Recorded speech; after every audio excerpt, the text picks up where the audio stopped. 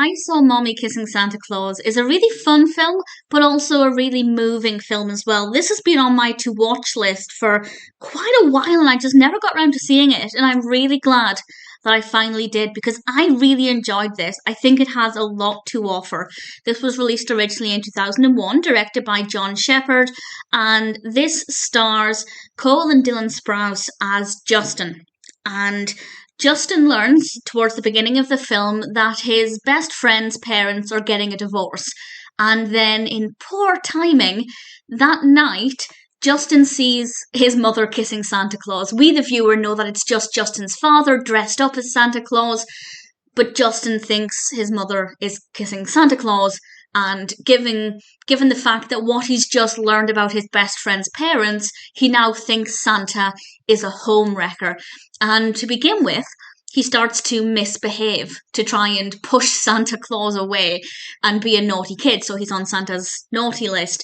And then things get actually quite deep if you want to read it from a child psychology perspective and how this has clearly mentally scarred him and basically how a child might respond if they think that somebody is trying to separate their parents. In the context of the film, it's fun, it's a little bit silly at times, but at the same time, this could be a real situation for a lot of children, not necessarily with Santa Claus, but I imagine there are a lot of cases where a child sees their parent kissing somebody who isn't their other parent, and that can have some damage and can be very confusing for the child, and they don't know how to process those emotions, so it comes out in all kinds of potentially damaging ways, and this is what we have with Justin.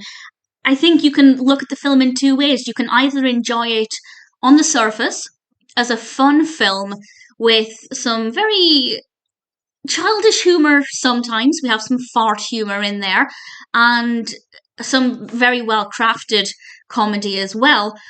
Or you can look at it on a deeper level and view it on a deeper level with how this kind of situation could mentally affect a child.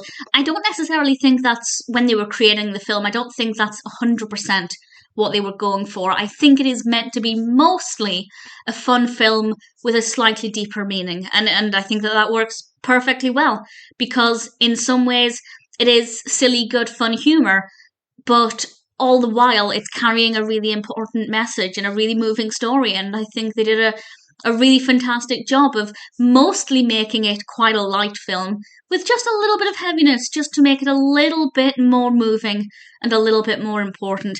As I said, this had been on my list for a while and it just didn't sound like one that appealed to me too much. That's kind of why I hadn't seen it ever.